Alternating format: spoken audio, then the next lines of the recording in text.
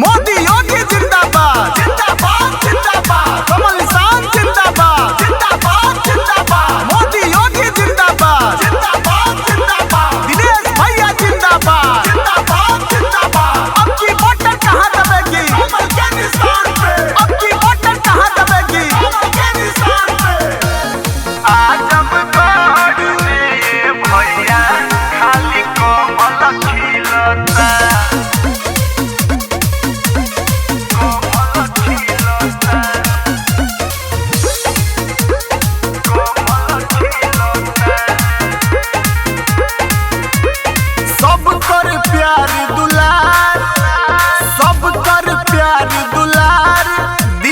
भैया के मिलता सब कर प्यार दुलार, दिनेश भैया के मिलता। आजमगढ़ में ये बाबू खाली कमल खिलता। आजमगढ़ में ये भैया खाली कमल खिलता।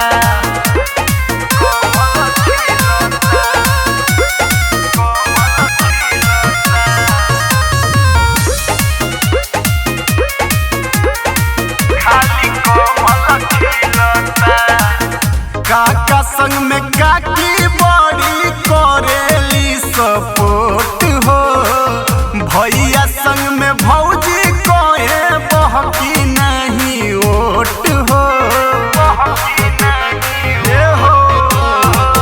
काका संग में काकी बड़ी करेली सपोर्ट हो, भैया संग में भौजी कहे बहकी नहीं ओट हो। पूरी बहुमत से विजयी हुई है, चर्चा में मिलता।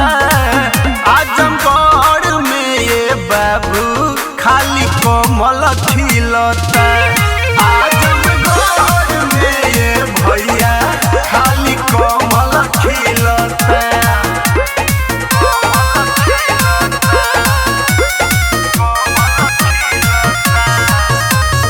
रिकॉर्डिंग बाय मधुर स्टूडियो घोसी। योगी मोदी जैसन केहू ना बा चौकीदार हो, सबके मनवा के भावे इनकर सरकार हो। योगी मोदी जैसन केहू ना बा चौकीदार हो, सबके मनवा के भावे इनकर सरकार हो। गुलशन गुल्लू श्याम निषाद के खुशी मिलता। आजमगढ़ में ये बाबू खाली कमल खिलता। आजमगढ़ में ये भैया खाली